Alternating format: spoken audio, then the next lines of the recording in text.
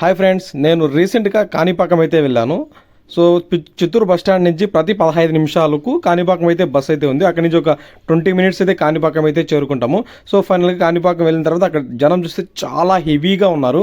So ఏం చేద్దామని ఆలోచించి సమాచారం దగ్గరికి వెళ్తూ ఉన్నాను. సో అక్కడికి వెళ్ళి అడిగాను, సో దర్శనం భిన్న అయ్యే ఛాన్సెస్ ఏదైనా ఉన్నాయని. వాళ్ళు 2 దర్శనాలు చెప్పారు. ఒకటి శీఘ్ర దర్శనం, అతి శీఘ్ర దర్శనం.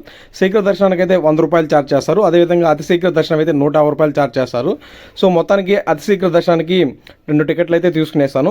సో ఈ అతి శీఘ్ర దర్శనానికి ఎలా వెళ్తుంది. సో మొత్తంగా చూస్తే అక్కడ కనపడేది మొత్తం శీఘ్ర దర్శనం 100 రూపాయల టికెట్కి వెళ్తారు. సో మొత్తంగా ఎండ తగలకుండా కార్పెట్లు కూడా కింద వేస్తారు. చాలా అంటే ఫెసిలిటీస్ చాలా బాగున్నాయి. సో మొత్తానికి కాణిపాకం అయితే చాలా బాగుంది. సో మొత్తం అది కాణిపాకం వ్యూ పాయింట్ అనమాట. ఇక్కడ షాపులు కూడా చాలా ఎక్కువగా ఉన్నాయి. సో రకరకాల వస్తువులు అయితే ఇక్కడ మనకు దొరుకుతాయి. సో మొత్తంగా చూస్తే కాణిపాకం అనేది చాలా విశిష్టత కలిగిన పుణ్యక్షేత్రంగా చెప్పవచ్చు.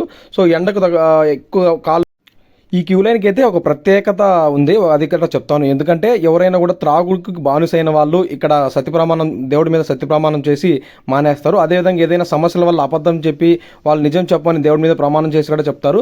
సో ఇక్కడ కూడా టాటూస్ వేయడం కూడా చాలా తక్కువ ప్రైస్కి టాటూస్ వేస్తున్నారు.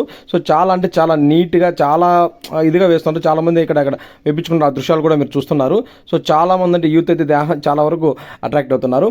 సో ఇప్పుడు కనబడుతుంది ఫ్రంట్ వ్యూ, ఓం విఘ్నేశ్వరాయ నమః. ఇది దేవుడి యొక్క ముందు, కోనేరు ముందు ఉంటుంది ఈ ప్లేస్. చాలా బాగుంటుంది. ఆ వాటర్లో మునుగుతూ ఉంటే అసలు నిజంగానే ఒక పుణ్యక్షేత్రంలో మనం స్నానం చేస్తుంటే ఎంత ఇదిగా అంత పీస్ఫుల్గా అయితే ఉంటుంది. వాటర్ కూడా చాలా క్లీన్గా ఉంటాయి. ఎప్పుడు కూడా క్లీన్గా పెడుతూ